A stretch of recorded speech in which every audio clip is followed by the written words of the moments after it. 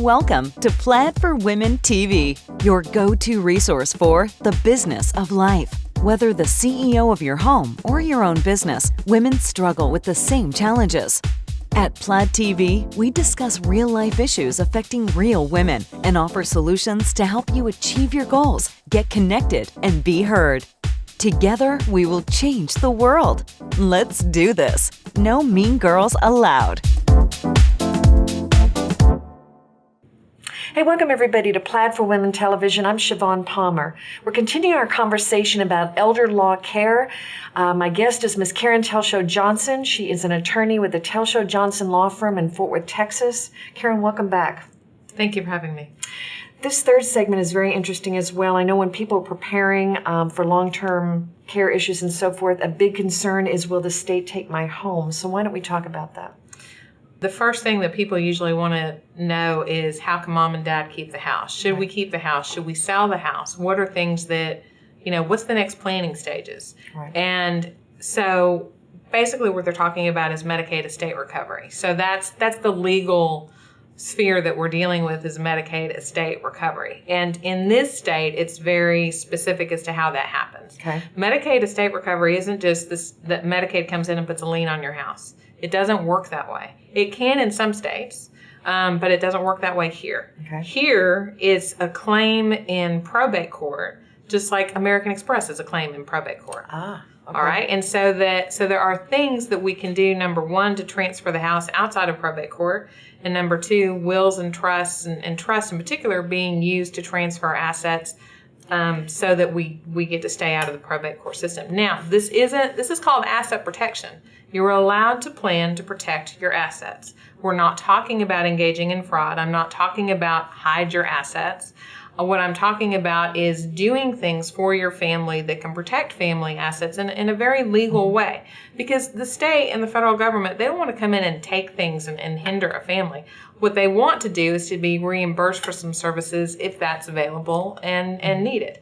And so with Medicaid estate recovery being a claim in probate court, one of the ways to avoid that may be to avoid probate. And there's different ways of doing that depending on the assets. But in particular in Texas, we allow for something called a Lady Bird deed. Okay. All right. It's called a Lady Bird deed, but it's not related to Lady Bird Johnson at all. It was a professor down in Florida who, when he was creating different things for his classes, would use different names to come up with, to be able to explain to their students different, legal constructs. And so he used Lady Bird Johnson and it just stuck in creating this, what's technically called a life estate deed, in order to transfer real estate without having to go into probate court. In particular, Texas uses a Lady Bird deed where you as the grantor, all right, then appoint somebody as grantee, and so that upon your death, it goes immediately to the grantees. All right, so we prepare the life estate deed, we file it in the property records,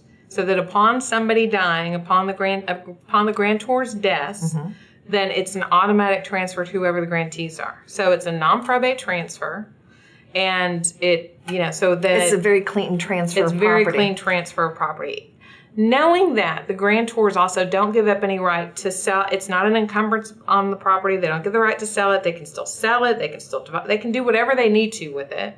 But the real estate or the asset goes from the patient's name into either a family member's name if they're on Medicaid, so that no, upon death. Upon death, this happens. Right. So okay. this is an upon death transfer. Okay. If somebody needs to stay in the house, usually what we're dealing with is there's already an adult child in the house taking care of mom or dad. Yes. And as long as they've been there 2 years or more, Medicaid will not come after. You will be allowed to stay in that home. Gotcha. And so that's got nothing to do with the mortgage company or anything else. We're talking about maybe those that are already free of liens. But I'm talking about whether or not Medicaid can place a lien and come after and boot you out of your house. And that simply doesn't happen here with proper planning. You can use a life estate deed to transfer it. And then also, if an adult child is living there helping the parent more than 2 years and wants to stay, then Medicaid doesn't come after it. Under that circumstance as well. And there's a lot of different scenarios to protect assets from Medicaid estate recovery, and just to protect assets in general. Right. Again, with the aging population, a lot of people in their 30s, 40s, and 50s are thinking about long-term care insurance that seems to be exploding. Could you give us just a brief scenario on how that's impacted your business or conversations with clients? I make a lot more referrals to insurance agents than I used to before. Sure. Long-term care insurance, though, everybody used to get it.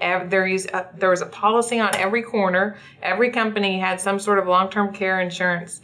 That's simply not the case anymore. Okay. Most of those have gone under. They've gone bankrupt. They've just gone out of business entirely. And so there's now very few long-term care companies that are reputable that will actually pay you.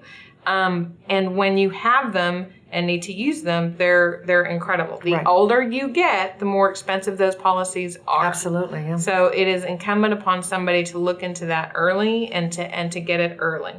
If they, if you think you need it, I almost say that just really hesitantly because everybody's going to need it at some point. What we do realize is that you don't want to outlive your assets, essentially. Most people do. Yeah. Most people do. They outlive their assets. Well, Karen, I can't tell you how fascinating this series has been. Could you give us just one piece of advice to people that are dealing with aging parents, loved ones, and so forth, critical things that you can't miss to ensure that they're... you respect and show dignity to the aging parent or loved one in the family? I would encourage everybody to get these documents in place as soon as possible. Period.